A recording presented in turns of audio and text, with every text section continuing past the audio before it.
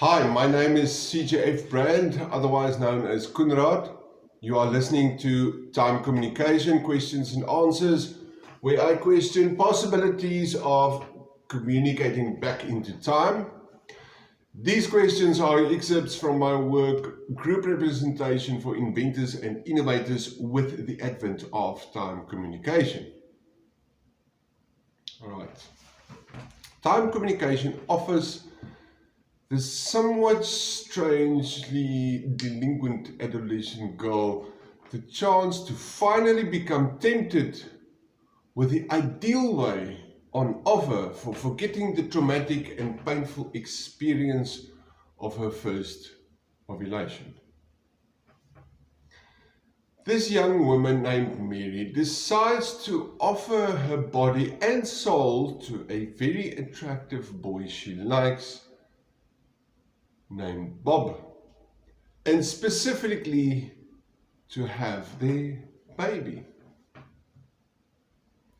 Mary then presses the join button on her phone and names this time point Bob's baby.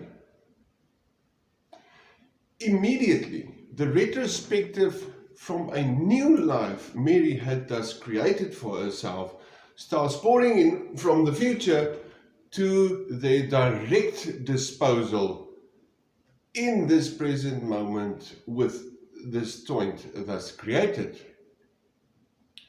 Do note, they spend perhaps their whole lives ahead of them sending back info on this error to this particular joint of theirs.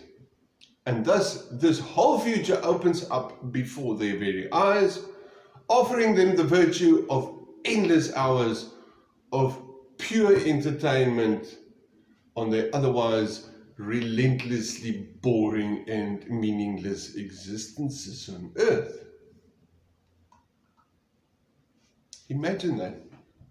Direct, retrospective summaries into the consequences of Mary and Bob playing themselves into adulthood. I mean, who the hell?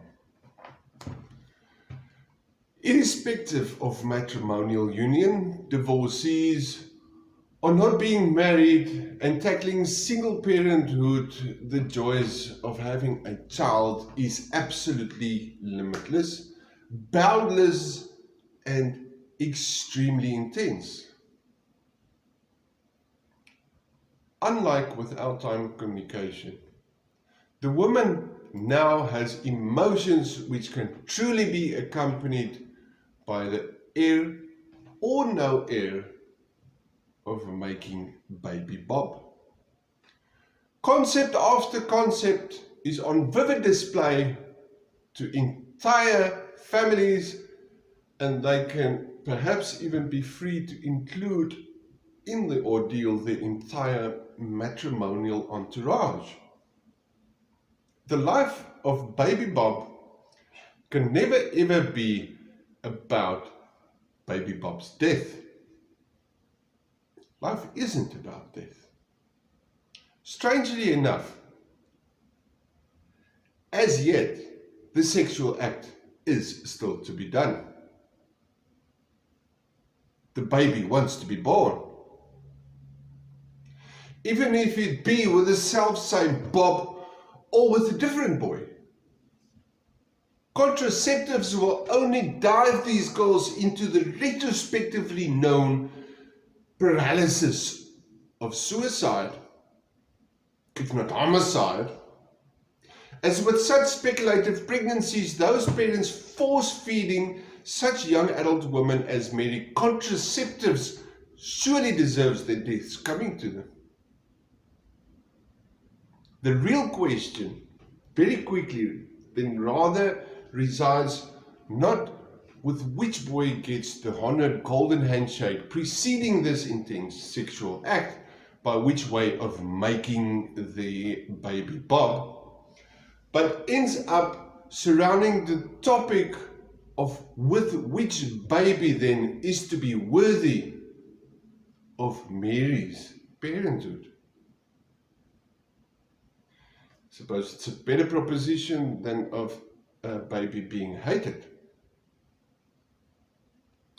So in order then to save their teachers teaching time and to save their parents of horrible, endless, bloody and gory nightmares, the software called Tell Me enables the inexperienced young adolescents Mary and Bob to ask single questions to the then potential grown and growing up baby Bob. This question is to reach the child at the age as far beyond that of mere cuteness as government authorities can possibly muster. Bob Jr. then gets to answer to Mary or Bob Sr., asking him as to the complexities of child rearing as Mary and Bob presently are still as yet completely unaware of. To be a prospective grandparent giving pre-inspection to the teenager asking such a question as Bob Sr., or to be the teenager being asked a question, still Bob Sr., there is a simple time for intervention with what their prospective grandchild might come to answer, namely the whole future. But who will be the wiser? Let alone any answer baby Bob might or ought one day to give, undoubtedly to the senses of any and every family member, or so soon long forgotten wedding entourage member still around, baby Bob, in all likeliness, inadvertently wants to be born. Unless baby Bob is visibly depressed, no baby will send a message suicidal to their own coming existence. This is true in spite of adolescent delinquent teenagers needing to be pre-inspected from their raw ordeals instead.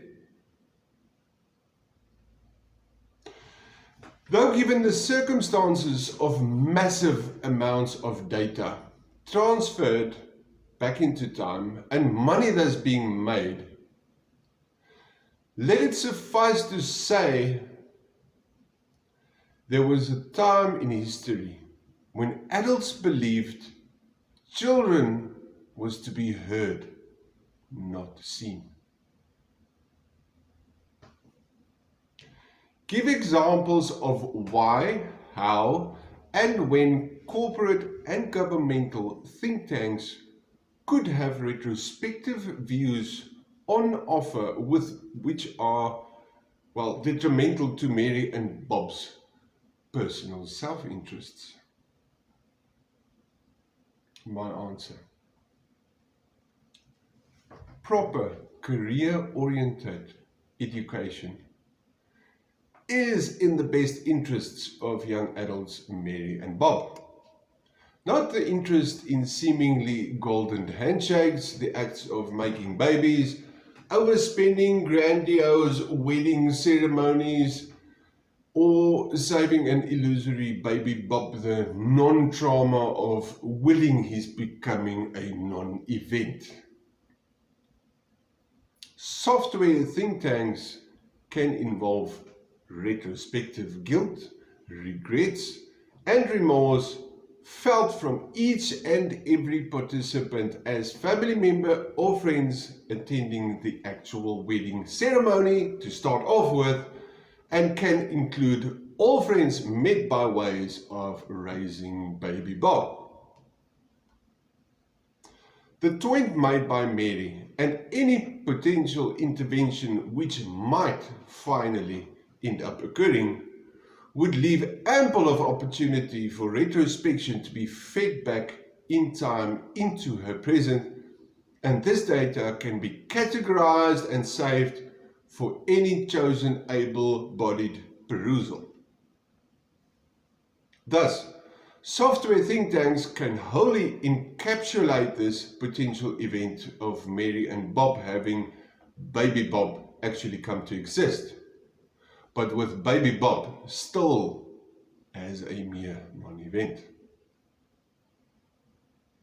Yet, still, the strict parental policing of both Mary and Bob is still the most effectual way in which to secure baby Bob remain as this non-event. Thank you for the love and care.